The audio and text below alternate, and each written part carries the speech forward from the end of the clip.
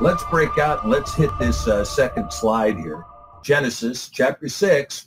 And Yahweh said, my Ruach shall not always strive with man, for that he also is flesh, yet his days shall be 120 years. And I'm going to talk about that for a second. Okay. Before we get any farther into the passage on the giants, let me talk about man's days shall be 120 years. I don't know why the passage doesn't say man's years, Shanaim, will be 120 years. I mean, why doesn't it say man's years shall be 120 years? Instead, it says man's days, Yomim, shall be 120 years, Shanaim. Why? Well, there's a reason why, and it has to do with the fact that oftentimes in Scripture, you have this conflation of time. That is to say, in Ezekiel 4:5, there's a discussion that says, lie on your side for 390 days, each day equal to a year.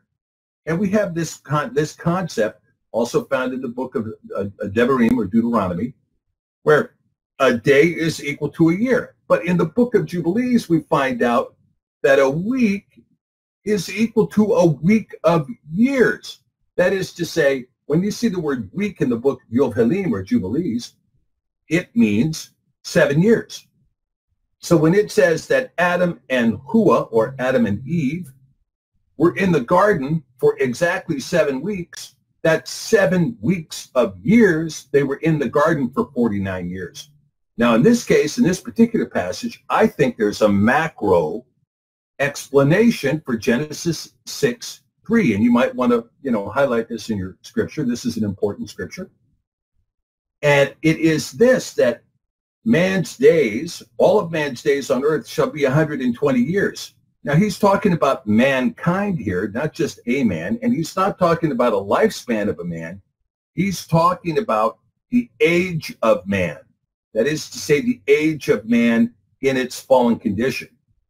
If he means 120 Jubilee years, suddenly we're discussing 120 times 50 years, which gives us 6,000 years.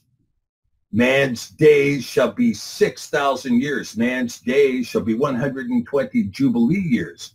And this factoring of the Jubilee years over 120 Jubilee years to give us 6,000 is totally consistent with the Menorah, telling us that 6 days you shall work and the 7th day you shall rest, each day equaling 1,000 years, as Kephah, or Peter, says about Yah. To Yah, each day is of 1,000 years.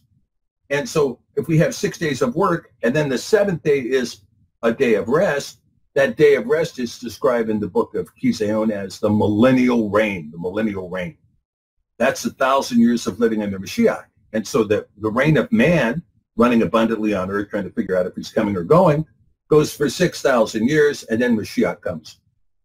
If you apply that formula, you can see also that the Mashiach came in his first advent, as described in Genesis 1:1, where the fourth word is the Aleph Tav. Mashiach saying, I am the Aleph Tav in the book of Revelation. He appears at the end of the 4th day, or the end of the 80th Jubilee, and will appear again at the end of the 120th Jubilee. Now, it's just up to us to find out which year that is. It's an unknown sum.